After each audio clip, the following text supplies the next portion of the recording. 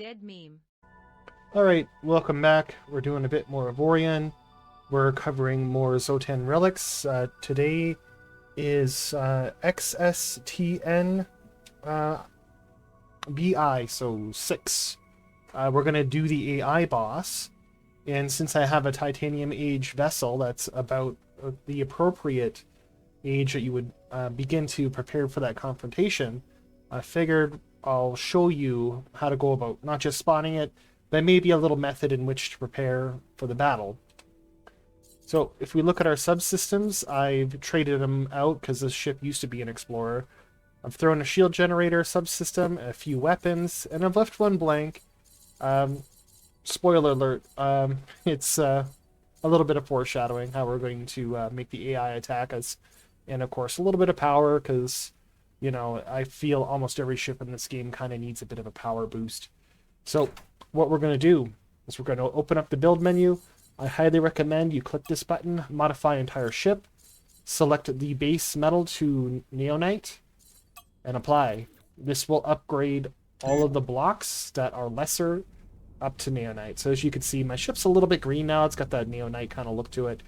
And so that will increase the strength of your hull. The blocks are a bit more durable. Power generators more efficient per cost. This may cause your crew cost to go up because you may need to hire more people. And of course, while we're here, we also need to look at the framework because we have a upgraded shields a subsystem, but we actually don't have any shields equipped. So kind of pointless. So neonite is when shield generators become available to you. And if you just open up your framework, if you middle mouse button, left click after you've selected some of the framework, and you could just create new shield blocks.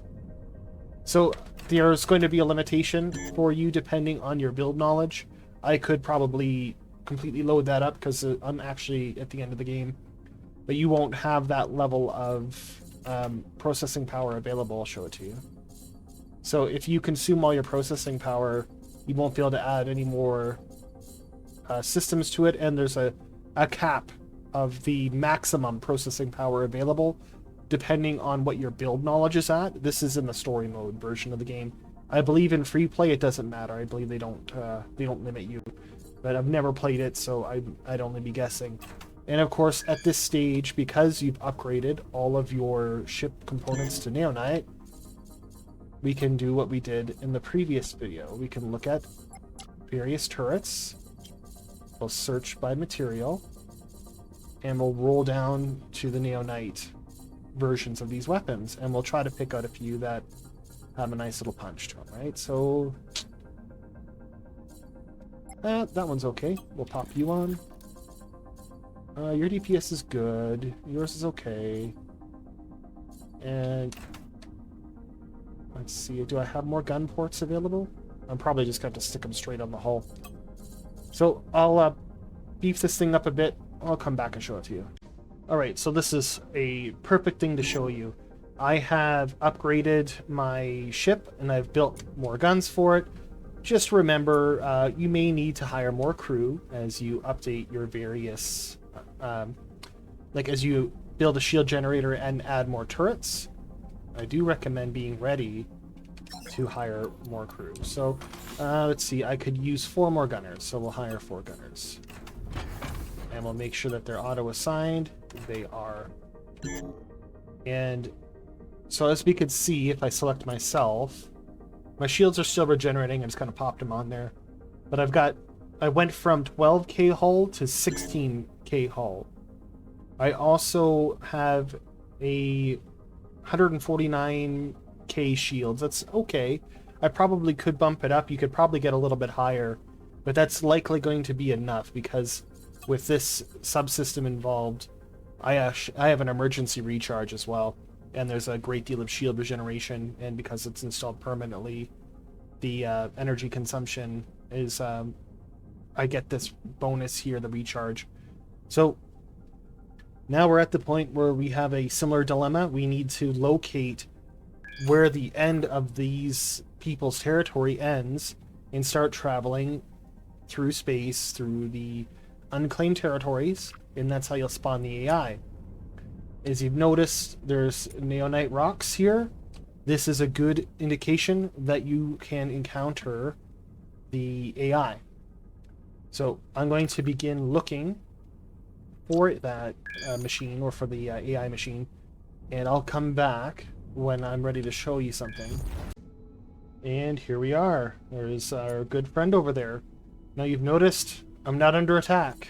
It is important that you have one of these Xsotan pieces of equipment installed on your system. So we'll just we'll do this one. This is one you're likely to actually have.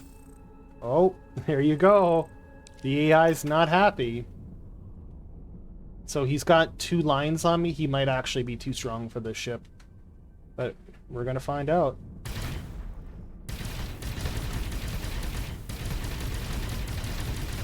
So the downside to this fight is this thing breaks into like a million little pieces. So I find dealing with the little pieces, don't let them overwhelm you and become a problem, right? And if I find too, if you attack the ends, you seem to blow up more of it before it actually like dispatches a whole bunch of little chunks. So no, we're doing pretty good. I'm actually kind of surprised at the it having 2 dots on us. Like those 2 dashes are usually an indication that the enemy ship is a bit stronger than you. There, see, I dealt with that nuisance of a million things popping off, right? Don't let it happen, because it's just it's an obnoxious fight. It turns really, really annoying. Okay, and I don't know how much of this you want to see. I'll probably clip this. I think I've got it in an ideal position, so just to kind of show you, if you just blast off the ends of it while its shields are down, it doesn't split into like 100 pieces. Like, it's going to split, I can guarantee you. But if you just kind of inch away at it, it's a lot more manageable, and you're going to be tracking down a lot less dumb little parts. So just wanted to give you an idea of a method that I think is good to use. As you can see, he's half dead, and he doesn't have all that many parts thrown around because we're trying to stay on top of those parts.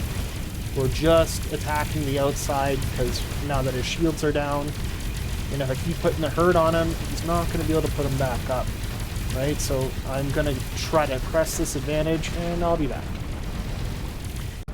There we go. I've pretty much got it on the ropes. So just keep an eye on it's pretty much the last one you're going to destroy. Like when you deplete the health gauge, you're going to see the purple drop. So this is likely it. And one more. Yeah, there we go. So there's your purple. That's what we're looking for. Now, this guy drops a ton of junk. Like an absolute ton of it. One option you may have is if you built a salvage carrier, or not carrier, salvage vessel at this point.